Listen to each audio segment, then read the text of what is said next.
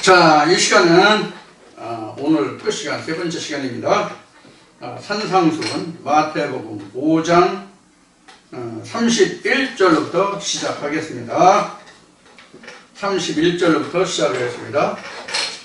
이 말씀을 시작하려고, 산상수훈을 시작하려고 하다 보니까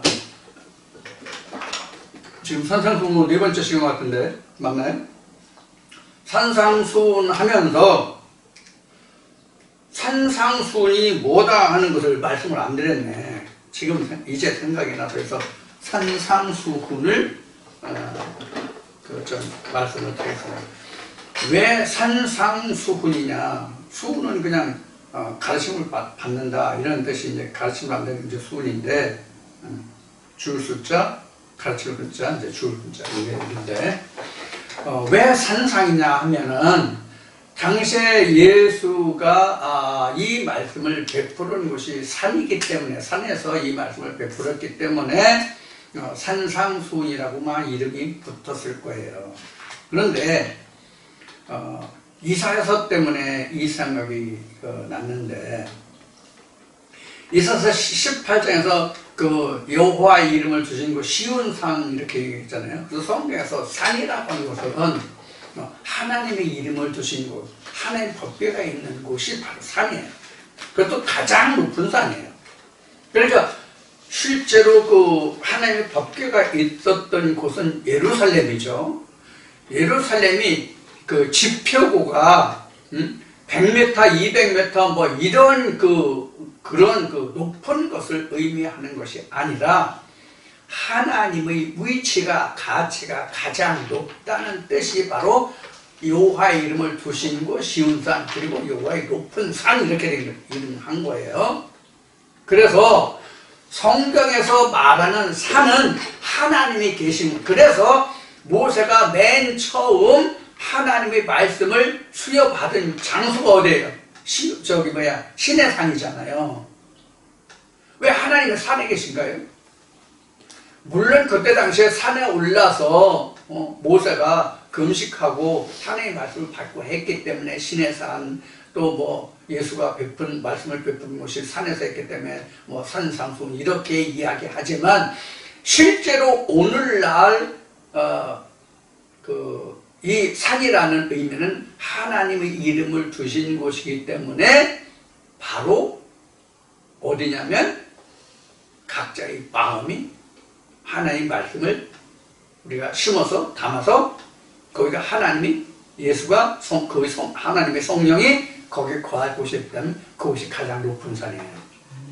그러니까 옛날에는 신의 산이나 뭐 시온산이나 또 예수가 베푸는 말씀을 베푸는 곳이 산이나 광야, 실제의 장소가 산이나 광야나 이런 곳이었다면, 지금은 그 산이 오로지 각자의 마음에 여호와의 말씀을 두신 곳, 여호와의 말씀이 좌정하는 곳, 그곳이 시온산, 예루살렘, 여호와의 이름을 두신 곳 시온산이에요.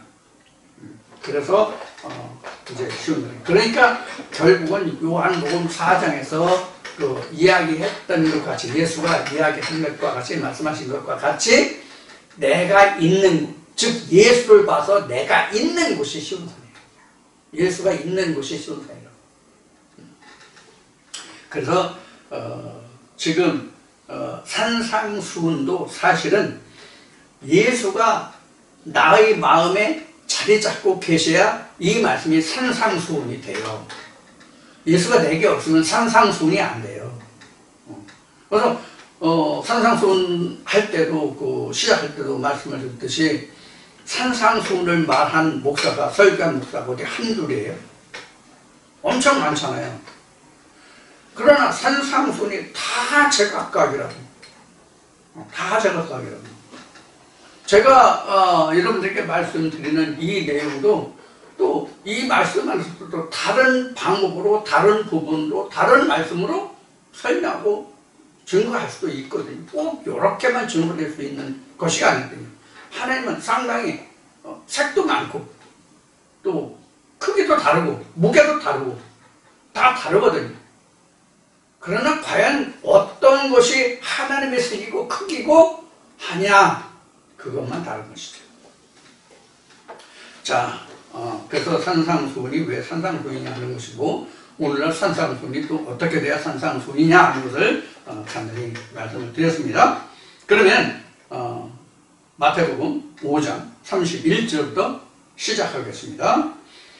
31절부터 또 일러스되 누구든지 아내를 버리거든 이혼 증서를 줄 것이라 하였으나 나는 너에게 이르노니 누구든지 음행한 연고 없이 아내를 버리면 이는 저로 가늠하게 하며 또 누구든지 버린 여자에게 장가드는 자도 가늠함이니라. 이렇게 됐어요. 이 간음은 앞에서도 했는데 27절에도 간음이 나왔고 음행이 나왔고 하기 때문에 간음을 말씀을 드렸는데 여기 31절 32절에서는 간음보다는 여기서 이혼 정서가 이제 다루어야 할 문제예요. 이혼 정서. 하나님은 이혼을 허락하지 않으셨어요. 그런데 모세 때 그 이스라엘 백성들이 모세에게 대적해서 어떻게 할까 하는 그런 부분에서 이혼 증서를 써줘라 이렇게 모세 때에 말했단 말이에요. 자, 그러면 이혼이라고 하는 것은 뭐가 전제되어 있어요? 결혼했다가 전제되어 있어야 이혼이 되죠. 결혼하지 않았으면 이혼이 없죠. 그러면 성경에서 가장 먼저 결혼한 자가 누구예요? 이시야 이시야잖아요. 이시야 이시야가 가장 먼저 결혼했단 말이에요. 이것이 표면적으로 드러난 것이 아담과 하와로 나왔단 말이에요. 아담과 하와로 창세기 4장에서. 실제로는 창세기 2장에서 이시야 이시야가 함께 있었을 때 벌거벗으나 서로 부끄러우지 아니었더라 이렇게 나왔잖아요. 그래서 가장 먼저 부부가 된 것은 이시야 이시야예요. 자, 이시야 이시야 부부라는 것은 하나가 됐다는 뜻이란 말이에요. 그러면 창세기 때에도 설명을 드린 바와 같이 사람은 결혼 아니라 결혼 할아버지를 하더라도 부부가 하나가 안 된다. 하나가 될 수 없다고. 절대로 하나가 될 수 없다고. 우리가 이거 하나가 된다는 것을 우리가 성인, 장성한 사람의 분량으로 설명하면 이것을 남녀의 교합이 하나가 됐다 이런 의미로 해석하고 이해하는 것이 통례인데 이것이 통념인데 이거 하나가 된 거 아니란 말이에요. 사실은 성경이 말하는 이시와 이시야가 한 몸이 됐다 하는 것과 우리 인간이 교합을 해서 하나가 됐다는 것은 전혀 다르다고. 이것을 우리가 금속공학에서 설명한 것으로 보면은 합금이라는 것이잖아요. 합금은 두 금속이 한 금속으로 이루어지는 상태를 우리가 합금이라고 얘기했잖아요. 그러면 서로가 서로를 수용해서 한 부속으로 한 금속으로 변화돼야만 그게 합금이라고. 이것이 하나예요. 그렇게 되면 합금같이 돼야 하나라고. 그러니까 합금하면은 분리를 할 수가 없다고. 물론 금속공학에서 원소와 원소끼리를 분리해내면 이것이 나눠질 수 있지만 예를 들어서 주석하면은 동하고 신춘가 뭐를 이렇게 같이 합해야 주석이 되잖아요. 그럼 주석이라는 이 금속은 주석으로 있을 때에 이게 합금해서 주석이라는 그 물체가 되지, 그것을 따로 원소대로 분리해내면 주석이 안 되잖아요. 이와 같이 두 가지 물체가 완전히 하나로 혼합된 것을 우리는 합금이라고 얘기한단 말이에요. 그래서 성경에서 말하는 이 한 몸을 이룬다는 것도 바로 이 합금과 같은 거예요. 그럼 부부가 아무리 우리 흔히 말하는 성인 얘기를 해서 우리가 부부가 살을 섞고 산다고 얘기를 하잖아요. 그럼 살을 섞는 그 자체가 합금은 아니잖아. 합금은 아니잖아. 합금이 그것을 합금이라고 본다 할지라도 항상 합금이 아니라 합금이 얼마나 되냐고. 인생을 사는 부분에서, 결혼해서 사는 부분에서 합금이 된다고 해도 그 부분이 얼마나 되냐. 그럼 그것을 우리가 하나님께서 알 수 있냐고. 아니거든요. 그래서 이혼증서라고 하는 것은 우리가 성경 말씀에서 바탕으로 한다면 하나님과 인간이 분리되는 상태가 이혼이에요. 왜 그런가 하면 고린도후서 11장에 보면은 사도 바울이 어떻게 증거하고 있냐면 내가 너희에게 이렇게 열심을 두는 것은 너희를 정결한 처녀로 한 남편인 예수 그리스도에게 중매하려 함이라 이렇게 기록하고 있죠. 그러면 우리가 신부고 하나님은 신랑이란 말이에요. 그래서 우리가 찬송할 때 신랑 대신 예수께서 그런 찬송 부르잖아.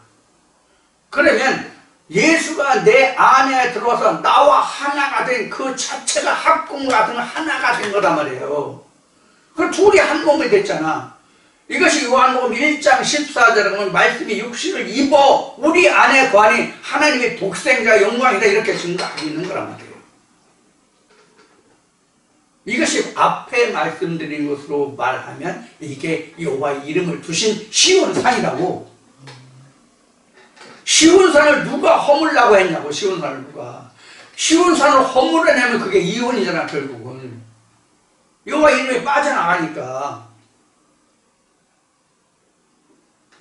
그래서 세상적으로는 인간적으로는 이혼이라는 것이 있지만 하나님 안에서는 이혼이라는 게 없어요.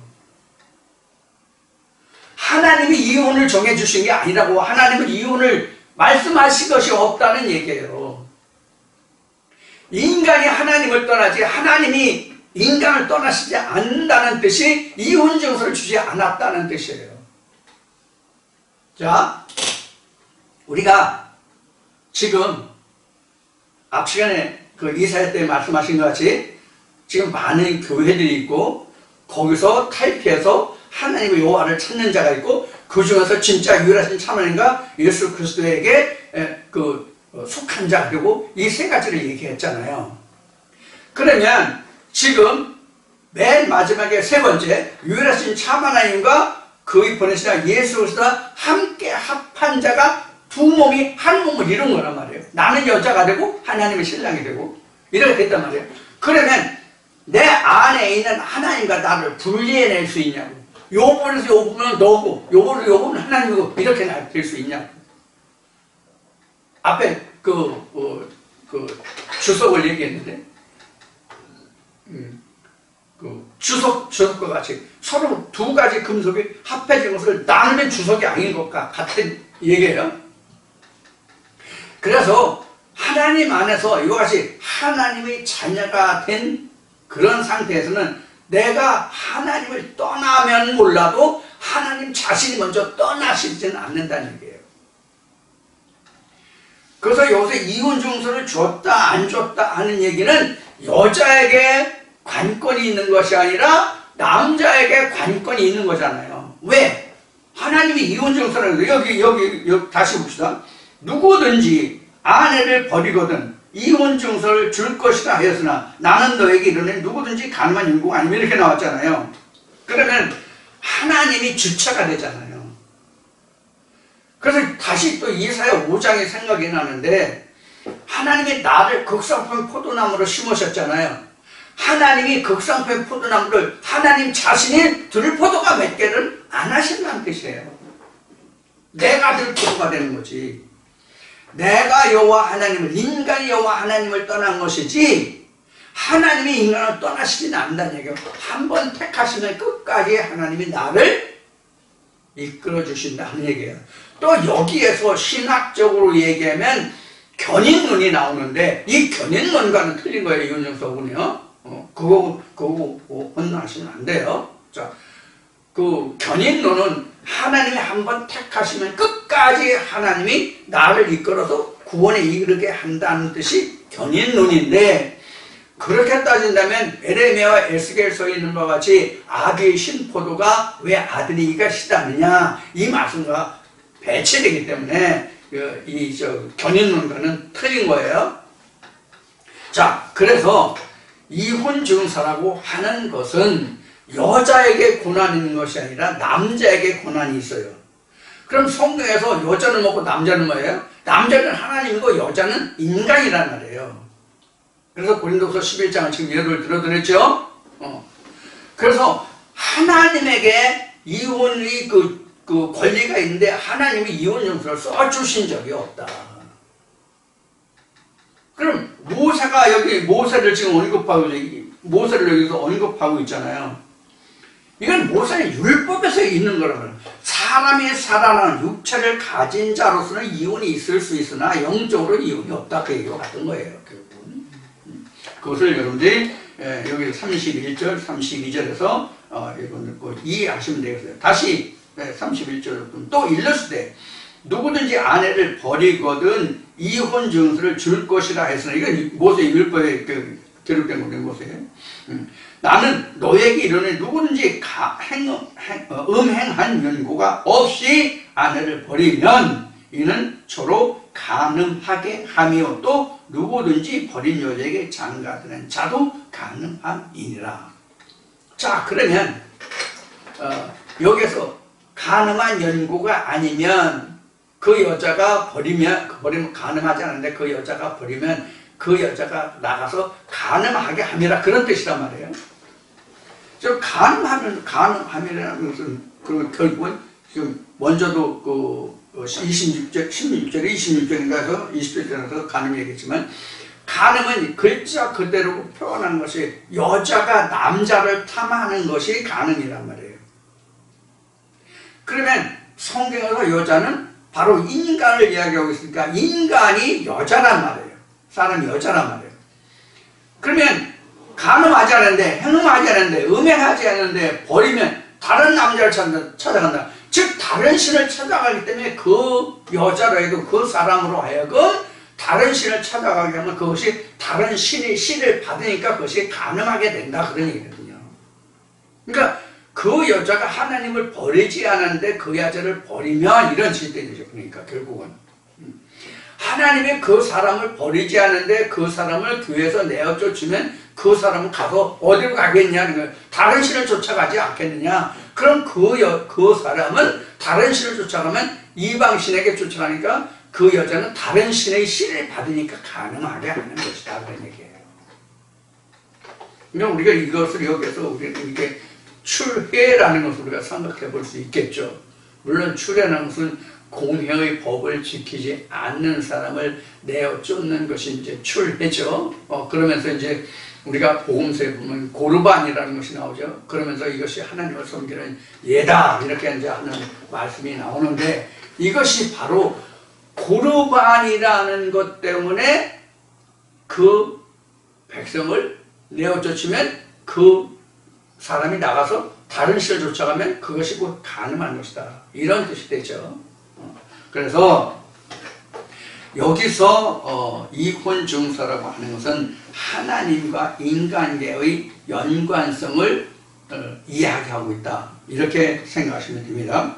그래서 우리가 인간적인 이혼 증서가 아니라는 것. 그래서 이 근거가 어디에서부터 시작했냐면 사실 창세기 2장에서 시작된다, 이렇게 지금 제가 말씀을 드리는 거예요.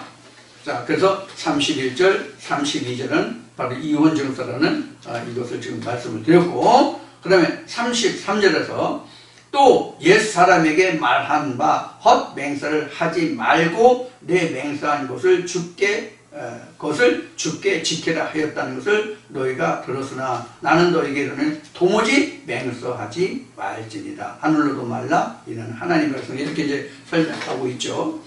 여기 옛사람이라는 말이 지금 21절도 옛사람에게 말한 바, 여기 옛사람 얘기했죠.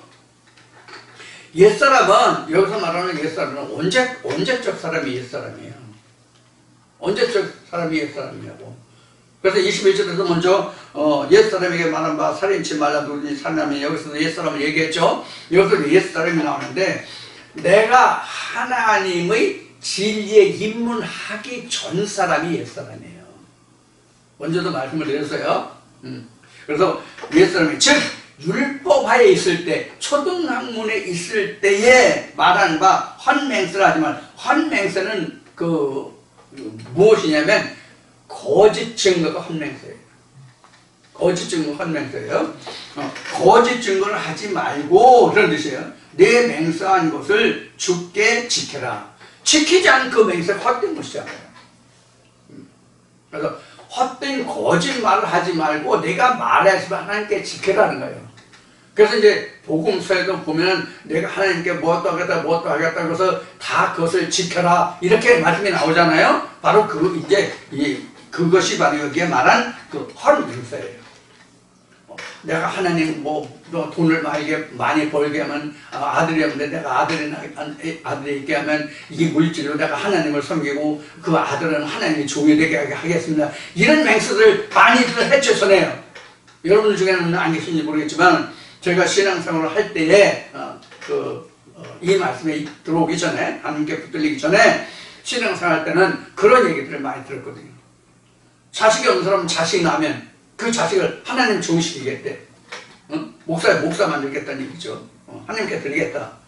이게 마태복음 보면 헌화와 같은 것이죠. 하나님께 드리겠다. 이런 거예요. 그런 거. 또 내가 돈을 많이 벌면, 물질이 많으면 내가 이것으로 하나님을 공개하겠습니다. 이런 거. 근데 뭣도 빼고 나중에 자기 할 수 있는 걸로 하면 그 맹세를 다 지키지 않은 거잖아요. 그게 헛맹세가 되잖아요. 그런 것을 말하는 거죠. 그래서 제가 하나님께 맹세한 것은 그거를 지켜라. 그렇지 않으면 하나님께서 이것을 기뻐하지 않는다. 내가 들었으나 너희는 도무지 맹세하지 말라. 지키지 못할 맹세는 하지 말라. 헛맹세하지 말라는 얘기예요. 도식당하는 하늘로도 말라. 이는 하나님의 발등상이요. 하늘도 말라는 얘기는 실제 우리가 살고 있는 이 지구촌의 어떤 우주 공간을 하늘이라고 얘기하는 거 아니에요? 말씀으로 두고 맹세하지 말라는 얘기예요. 그래서 도적질 하지 말라 이렇게 돼 있으면 계명에 도적질 하지 말라 돼 있으면 내가 도적질 하지 않으면 그 계명을 지킨 거잖아요. 근데 우리가 도적질 할 경우가 굉장히 많다고. 굉장히 많아요. 도적질하는 경우가. 저도 도적질 엄청 많이 하거든요. 그럼 도둑놈이죠. 도둑질하면 도둑놈이잖아. 어떤 도둑질을 많이 하느냐? 행위의 계명으로 육신으로 도적질하지 아니할지라도 예수가 말한 것이 음욕을 품지 말라 간음하지 말라. 내가 이미 마음에 음욕을 품에서 이미 간음했느라고 말씀하시잖아요. 이와 같이 마음으로는 우리가 도적질을 엄청 많이 한다고 사실. 알게 모르게 부지불식간에. 근데 이게 행위로 율법으로 나타나지 않기 때문에 드러나지 않을 뿐이라고.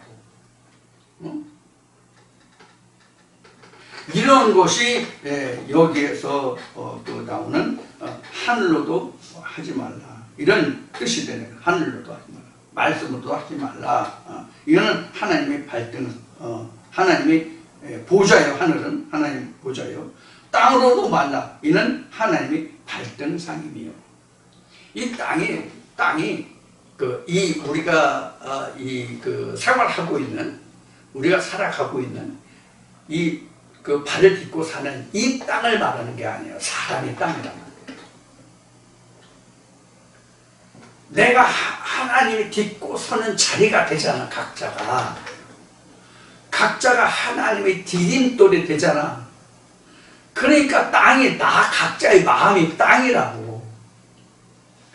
그러니까 자기 마음, 자기 땅, 인간으로 두고도 맹세하지 마라. 이는 하나님의 발등상이다. 발등상은 말은 뭐래요? 기초라는 얘기, 바탕이라는 얘기예요. 그런 뜻으로 보시면 돼요. 그래서 이 말씀같이 땅으로 하지 말라. 이는 하나님의 발등상이요. 예루살렘으로도 말라. 이는 큰 인도의 성이요. 여호와의 법궤를 두신 곳이요. 이게 진짜 우리 마음이에요. 이게 예루살렘 성이라는 우리 마음이. 여호와 이름을 두신 곳, 시온성 예루살렘이잖아요. 그러니까 뭐 이렇게 하지 말라. 하나님의 큰 임금의 성이요. 우리가 하나님의 성이니까 우리 마음이 성이요. 내 머리로도 말라. 이는 내가 한터럭도 희고 검게 할 수 없습니다.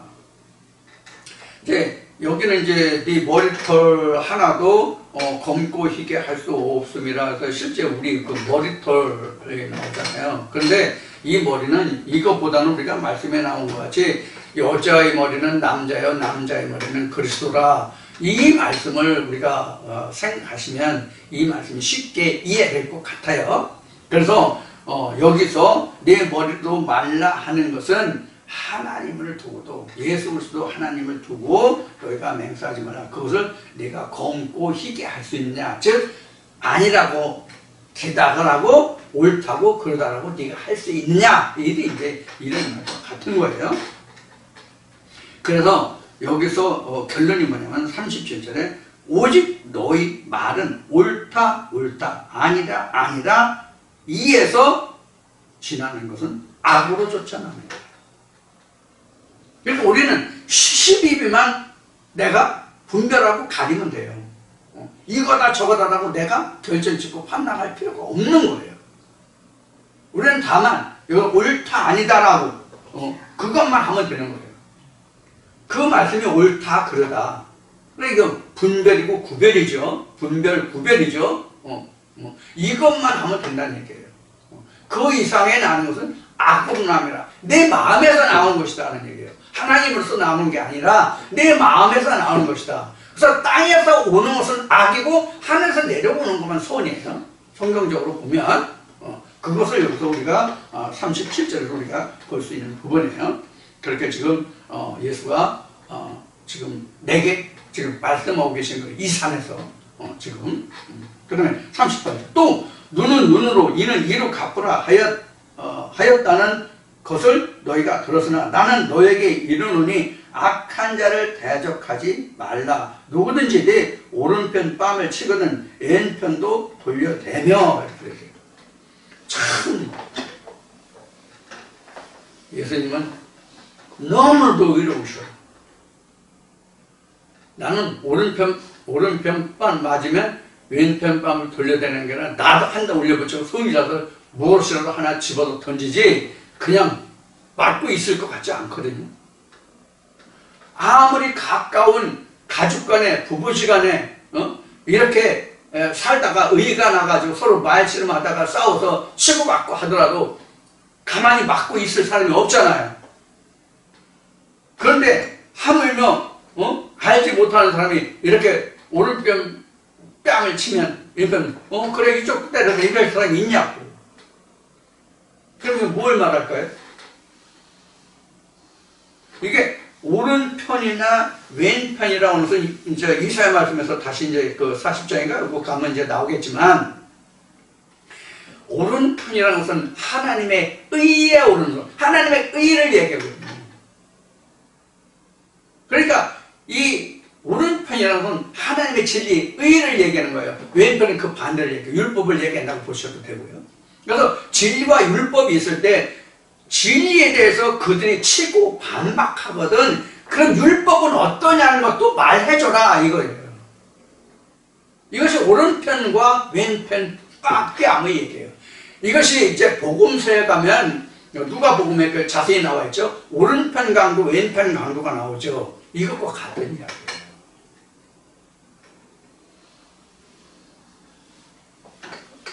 그래서 여기서 오른쪽 왼쪽이라고 하는 것은 실제 오른쪽과 왼쪽을 얘기하는 거야. right hand side와 left hand side를 얘기하는 것이 아니라 의와 율법, 진리와 율법의 관계를 얘기하는 거예요. 즉 우리가 이 말씀을 논거하고 이 말씀을 증거하면 그들이 이렇다 저렇다라고 말하잖아요. 그럼 율법은 어떠냐 하는 거예요. 그럼 그게 맞냐 옳으냐. 너희들은 이렇게 얘기하지 이거 이렇다라고 얘기하는 거예요. 그러니까 오리를 가자면 진리로 가라. 이제 뒤에 나오겠지만 그런 말씀 같아요. 실제 이제 뒤에서 얘기하면 되겠구나. 지금 뭐 미리 얘기할 필요 없겠네. 자, 그것이 지금 39절까지 말씀이에요. 그래서 악한 자를 대적하지 말라는 것은 실제 악한 자를 대적이라는 것이 아니라 율법을 논하는 자와 대적하지 말라는 얘기예요. 왜? 그들 중에 구원에 이를 자가 있거든요. 예수가 말한 것이 내가 이방인에게 본을 받은 것이 아니라 유대인에게 본을 받았고 구원이 유대인에게서 남이라고 하잖아요. 근데 유대인이 표면적 유대인과 이면적 유대인이 있잖아요. 그래서 표면적 유대인에게서 이면적 유대인이 나거든요. 이것을 여러분들이 여기서 생각하시면 될 것 같아요. 그러면 40절에 보겠습니다. 또 너를 송사하여 속옷을 가지고자 하는 자에게 겉옷까지도 가지게 하며 또 누구든지 너로 억지로 여기 나왔네. 또 억지로 너를 억지로 오리를 가게 하거든 그 사람과 심리를 동행하고 이렇게 나오죠. 이거 다 같은 말이에요. 오른편 왼편 속옷 겉옷 지금 오리 심리 다 똑같은 얘기예요. 여기서 속옷과 겉옷은 이게 진리와 율법을 얘기하는 것이거든요. 이게 이제 키톤과 히마티온인데 속옷과 겉옷 이거 이제 요한복음 할 때 여러분들에게 자세히 말씀을 드렸어요.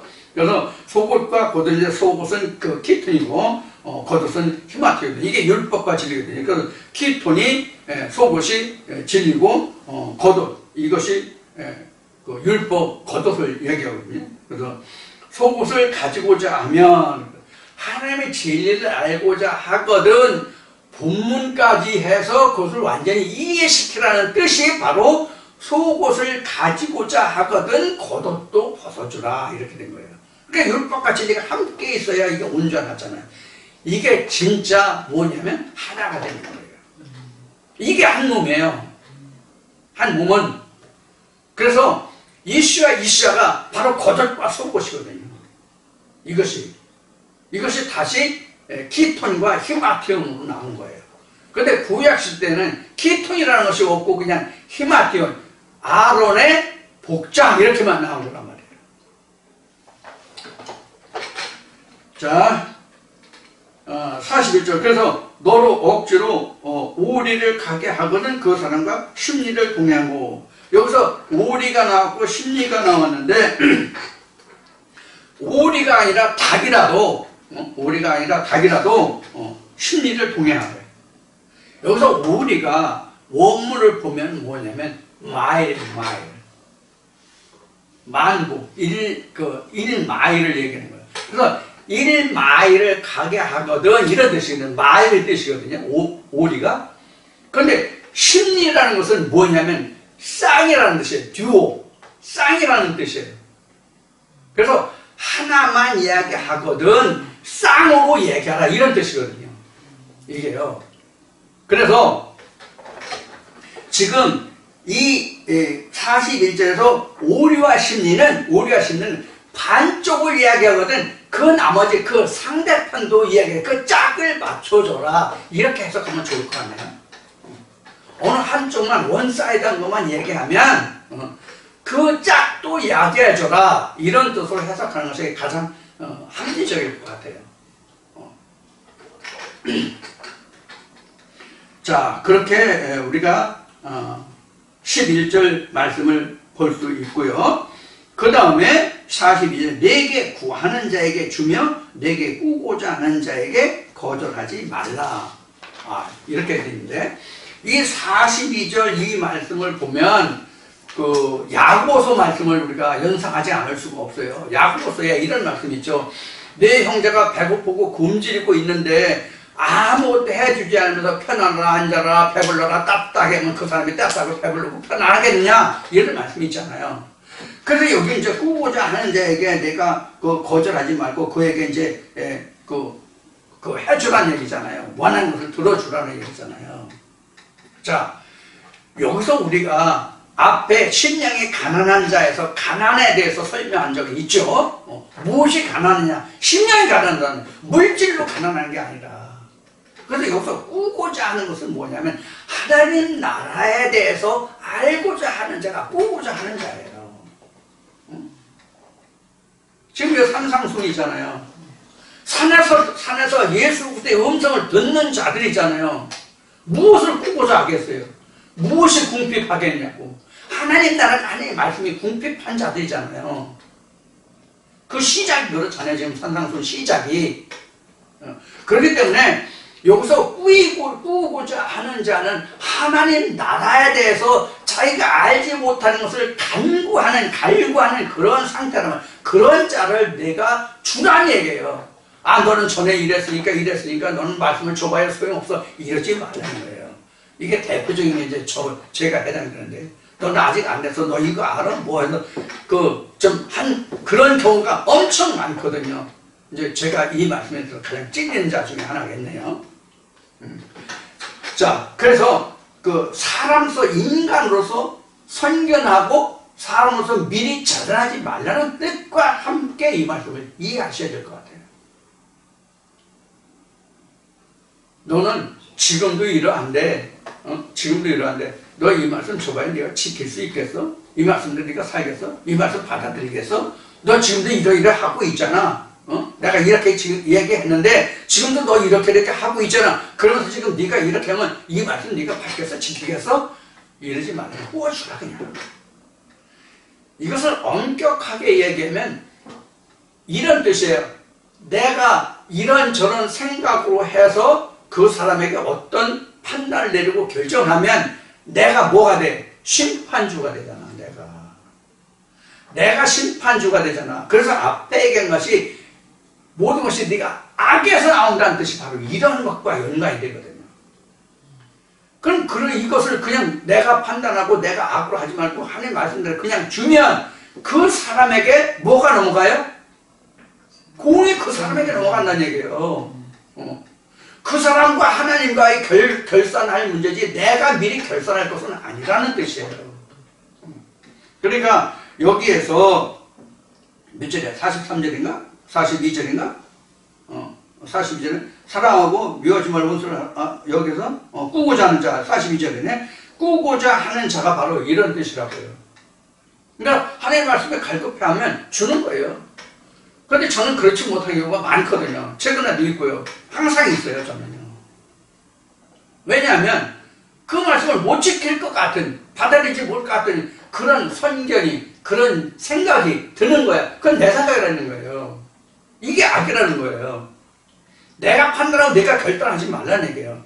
그 사람에게 공을 넘겨라. 하나님과 그 사람은 결산하는 문제라는 거예요. 이제 이게 에스겔 말씀 보면 이런 말씀이 나와요. 어떤 악인이 있다 하자. 그 사람에게 내가 이 말씀을 줘서 그 사람이 돌이켜 하나님께 돌아오면 너는 해가 없겠거니와 그렇지 않고 그를 그냥 죽게 하면 그 모든 허물이 내게 오리라. 이런 말씀이 있단 말이에요. 이런 것에 해당되는 거예요. 그래서 이 말씀을 증거하면서 제가 마음에 짚히는 생각이 뭐냐면 정말 사람이 악해요. 나 자신을 봐도 악해요. 내가 하나님의 입장에 설 때가 많다는 얘기를 하는 거예요. 이게 내 마음에서 나온 것이 악이라고 지금 앞에 나왔잖아요. 내 마음에서 나온 이게 바로 악이라고 나왔잖아 앞에. 근데 사람이기 때문에 이런 생각이 안 들 수가 없어요. 든다고, 솔직히 든다고. 여러분들은 어떠하실지 모르겠지만 저 같은 경우는 그런 생각이 들 때가 많다고. 미리 선견하고 예단할 때가 많다고. 그래서 찔리는 게 많다는 얘기예요. 그래서 하나님의 말씀을 증거한다는 것이 참 어렵고 어렵다 이런 이제 생각을 해요. 이런 부분에 있어서는. 그래서 이제 나를 한번 돌아볼 수 있는 그런 이제 부분이 지금 되네요. 이 말씀에서. 그 다음에 43절 보겠습니다. 또 내 이웃을 사랑하고 내 원수를 미워라 하였다는 것을 너희가 들었으나 나는 너희에게 이르니 너희 원수를 사랑하며 너희를 핍박하는 자를 위하여 기도하라. 이게 외적으로 내적으로 똑같아요. 내적으로 보면 내 이웃이 바로 뭐냐면 영과 혼이 이웃이에요. 진짜 이웃은 영과 혼이에요. 그리고 또 이웃은 오늘 증거된 말씀으로 한다면 여호와 이름을 두신 자, 즉 시온산에 된 자가 형제예요. 첫째는 내 영과 혼이 형제고, 그 다음에 외적으로 보면 여호와 이름을 두신 사람이 형제라고, 이 사람들 안에서만 서로 소통하고 하나님과 우리가 교류할 수 있는 거잖아. 나머지는 다 이방인이란 말이에요. 이방인과 교류가 되냐고. 언어가 틀린데 안 되잖아요. 그러니까 이러한 형제에게 바로 지금 43절에서 기록된 말씀같이 사랑을 할 수 있는 거예요. 만약에 내가 나를 놓고 봤을 때 영과 혼이 서로 사랑하지 않으면 하나님 말씀이 내 혼의 수용을 받을 수가 있어요, 없어요? 안 되잖아요. 그리고 영과 혼이 하나 된 사람들, 즉 여호와 이름을 두신 시온산이 된 사람들, 이런 사람들과 내가 교합하고 사랑하고 하나가 되지 못하면 어떻게 해요? 하나님 나라가 깨어지고 부서지잖아요. 그러니까 이웃을 사랑할 수뿐이 없는 거예요. 여기서 사랑이라는 것은 뭐냐면요, 예수 그리스도가 사랑이거든요. 성경을 보면 예수 그리스도를 사랑하는 말과 같거든요. 그럼 예수 그리스도가 있는 자야만 사랑할 수 있고, 예수가 있는 자만 이웃이 될 수 있다, 그런 얘기와도 같은 거가 된다는 거예요. 예수 그리스도가 없으면 사랑이 안 돼요. 성경에서 말하는 사랑은 생명을 얘기하는 거거든요. 영생을 두고 말하는 거거든요. 그래서 예수가 영생이고 생명이고 복이란 말이에요. 성경에 기록된 대로. 그래서 여기서 그 이웃을 사랑하라고 하는 것은 결론적으로 말하면 예수를 가진 자끼리 사랑해요. 그게 이웃이에요. 예수가 없는 자는 이웃이 아니에요. 사랑할 수가 없어요. 사랑이 안 돼요. 생명이 없는데 무슨 사랑이 돼. 우리 인간도 그 백곡동물을 이런 것도 또 식물도 전부 씨바지를 이용해서 그 번식이 되잖아요. 이 씨바지가 곧 사랑이라고. 씨바지 자체가 사랑이라고. 그러니까 여러분들이 지금 이 말씀을 듣는 이 순간이 씨 받는 시간이야. 씨 받는 시간, 사랑하는 시간이라고. 지금 생명을 낳는 시간이라고. 또 오해하고 이런 말 하기가 굉장히 좀 껄끄럽고 좀 어려운데, 그래서 지금 43절에서 기록한 이웃 사랑이 바로 그런 것입니다. 그래서 지금 44절에 이어지는 말씀이 나는 너희에게 이르노니 너희 원수를 사랑하며 너희를 핍박하는 자를 위하여 기도하라, 이렇게 되어 있잖아요. 원수가 뭐가 원수예요? 뭐가 원수예요? 영과 육이, 크게 얘기하면 영과 육이 사실 원수예요. 사람과 사람이 성경에서 말하는 원수가 아니라 영과 육이, 즉 푸시케와 피오미마가 원수잖아요. 이걸 서로 사랑해야만 푸시케가 피오미마로 변할 수가 있거든요. 물론 그 과정이 필요하지만 이런 것을 우리가 여기서 원수라고 얘기하는 거예요. 또 원수가 앞에서 나온 것 같이 악이라는 말이 나왔잖아요. 이 악이 원수거든. 악이 내 마음에서 나온다고, 지금 각자의 마음에서 나온다고 돼 있잖아. 그러니까 이게 원수라고. 그 원수를 사랑하라. 이게 우리가 일반적으로 그 율법에서 원수를 사랑하라는 뭐 나를 핍박하고, 여기서 핍박하고 또 원수라니까 나와 어떤 혐의가 진 자를 사랑하라 그래가지고 뭐 안 되는 것을 억지로 사랑하고 핍박하는 사랑하고, 이거 사람으로는 안 된다고. 하나님도 이 사랑 안 하신다고. 그러니까 이렇게 하나님을 성경에 예수님이 말씀하시면 너희가 그 하나님도 성경도 알지 못해 오해하였다라고 하는 말씀과 같이 우리가 성경 오해하면 안 됩니다. 그 다음에 45절 보겠습니다. 이같이 한즉 하늘에 계신 너희 아버지의 아들이 되리니 이는 하나님이 그 해를 악인과 선인에게 비추게 하시며 비를 의로운 자와 불의한 자에게 내리우심이니라. 이렇게 되어 있잖아요. 여기에서 45절에서 된 말씀과 같이 이같이 한즉, 이렇게 한즉, 즉 5장 1절로부터 44절인가? 44절까지 이른 이 말씀과 같이 한즉, 이같이 한즉 하늘에 계신 너희 아버지 아들이 되리. 그렇게 하나님의 아들이 된다는 얘기예요. 그러니까 뭐예요? 다 영적인 문제죠. 하나님의 아들이 영적인 아들이지 육신적인 하나님의 아들이 있냐고. 없잖아요. 자, 그래서 여기에서 45절에서 이야기하고 있는 말씀하고 계신 것과 같이 하나님의 아들이 되는 거예요. 그러니까 결국 이것이 영적인 문제라는 얘기예요. 그래서 그러면 하나님이 그 해를 악인과 소인에게 비추게 하시며 비를 의로운 자와 불의한 자에게 내리우십니다. 이것이 무엇이냐면 이런 말씀을 여러분들 상고하시면 돼요. 하나님이 이스라엘의 하나님만 되시느냐 하는 말씀이죠. 이방인의 하나님도 되느니라 이렇게 됐단 말이에요. 그러니까 해라는 것은 하나님을 상징하고 악인과 선인은 하나님의 백성과 그렇지 않은 사람을 이야기하는 거예요. 그러니까 하나님의 은혜가 똑같이 말해 누가 그것을 받아들이고 누가 이것을 대적하고 하는 관계란 말이에요. 그래서 여기서 45절에서 그 해를 악인과 서인에게 비추게 하시며 비를 의로운 자와 불의한 자에게 내리우심이라. 다만 누가 그 은혜의 비를 받느냐 안 받느냐, 그 해를 쪼이느냐 안 쪼이, 그 해 아래 들어오느냐 안 들어오느냐죠. 그렇게 말해요. 그 가장 합당한 타당한 설명이 되겠죠. 그런 것을 우리가 이해하시면 되고, 46절에 너희가 너희를 사랑하는 자를 사랑하면 무슨 상이 있으리요 세리도 이같이 아니하느냐. 이 세리는 바리새인들을 얘기하는 거죠. 바리새인들 중에 그 세금 걷어들인 자를 말하는 거죠. 자, 그러면 여기서 세리라는 이것을 우리가 성경상에서 찾아보면 세리가 하나 딱 나오죠. 누가 세리예요? 마태복음에 마태가 세리였죠. 그럼 우리가 성경에서는 세리가 마태가 나오는데 우리가 성경에서 세리라고 한다면 누구를 세리라고 말할 수 있냐면 목사들이 사실은 세리예요.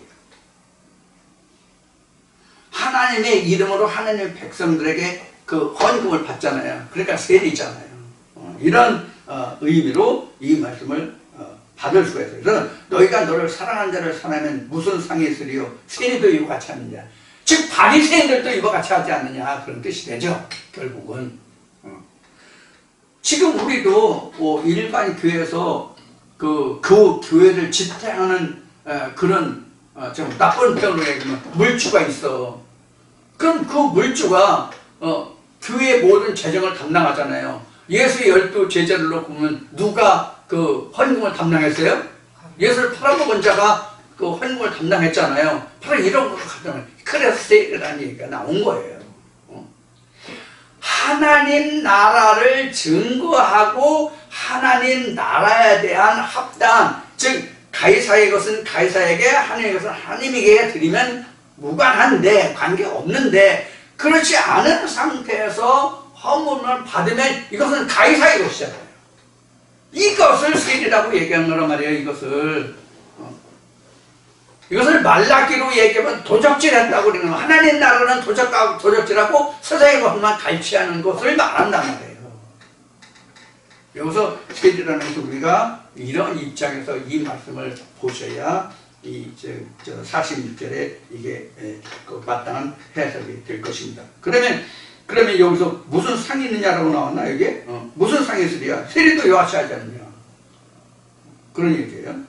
자, 이것을 여러분들이 잘 이해하시고, 그러면 47절 또 너희 형제에게만 문 안 하면 남보다 더 하는 것이 무엇이냐? 이방인도 이와 같이 아니냐? 그러므로 하늘에 계신 너희 아버지의 온전하신 것 같이 너희도 온전하라. 이렇게 나왔어요. 그러면 47절, 48절에 너희 형제에게만 문 안 하면, 형제 앞에 설명드렸죠? 형제 설명드렸죠? 이것을 성경적인 다른 말씀으로 인용해서 설명한다면 이런 것이 될 거예요. 이면적인 유대인과 표면적인 유대인이 있잖아요. 그럼 이면적인 유대인이 형제란 말이에요. 실제로는 이면적인 유대인이 형제라고. 그러니까 앞에 말씀드린 것으로 하면 여호와의 이름을 두신 것 시온산에 이르는 자, 그 사람이 이면적인 유대인이거든요. 이면적인 유대인이 이웃이고 형제인데 그들에게만 무난하면 바리새인들도 자기들끼리 무난하고 인사하지 않느냐. 그런 뜻이 된단 말이에요. 그래서 이 말씀에서 47절, 48절에서 이야기하는 것은 형제감을 논하면 남보다 나 더한 것이 무엇이냐? 이방인들에서. 그럼 이방인은 앞에도 얘기했지만 표면적인 이방인이 있고 이면적인 이방인이 있단 말이에요. 그것을 다시 얘기하면 표면적인 유대인과 이면적인 유대인이 있거든요. 그러니까 표면적인 유대인에도 무난하다는 얘기예요. 구원이 그들에게서 나니까. 표면적인 유대인에서 이면적인 유대인이 나오거든요. 그러니까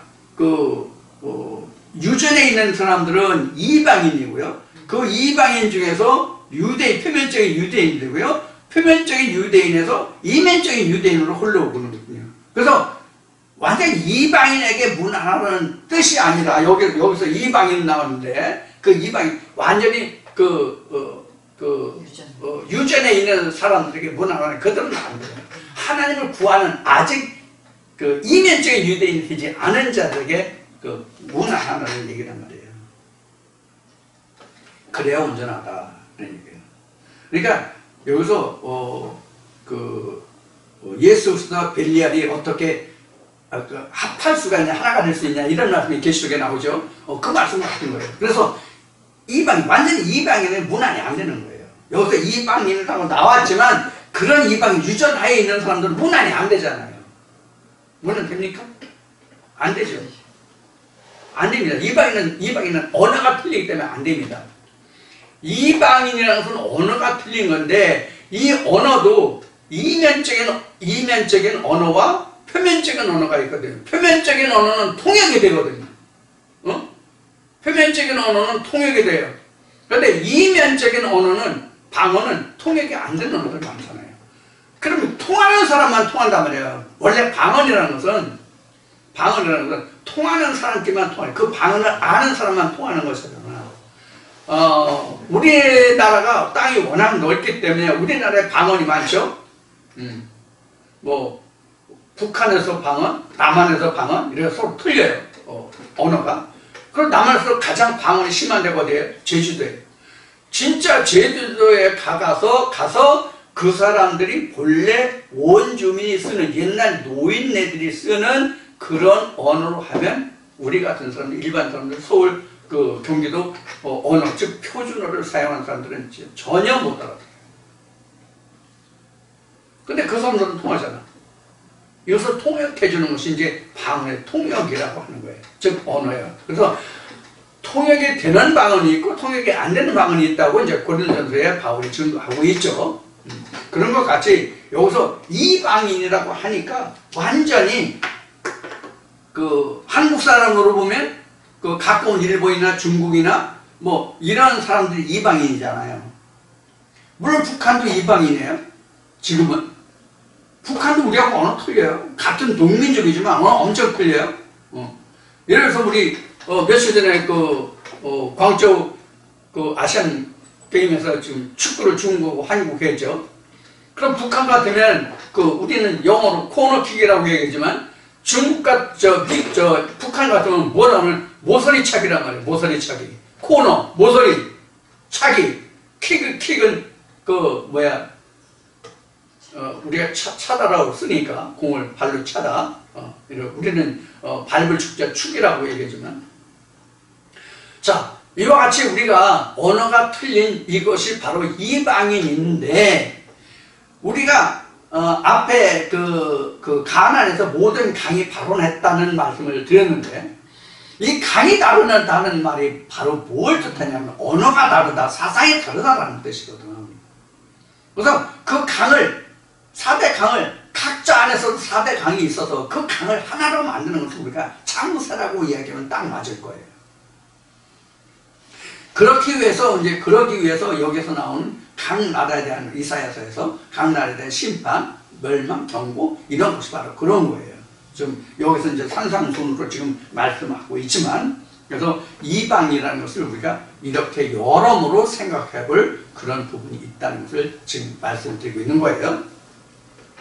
이렇게 해서 산상수훈이 마태복음 5장에서 7장까지가 세 장의 산상수훈인데, 이 산상수훈 마태복음 5장부터 7장까지 중에서 이제 5장 한 장을 지금 4시간에 걸쳐서 지금 말씀을 나눴어요.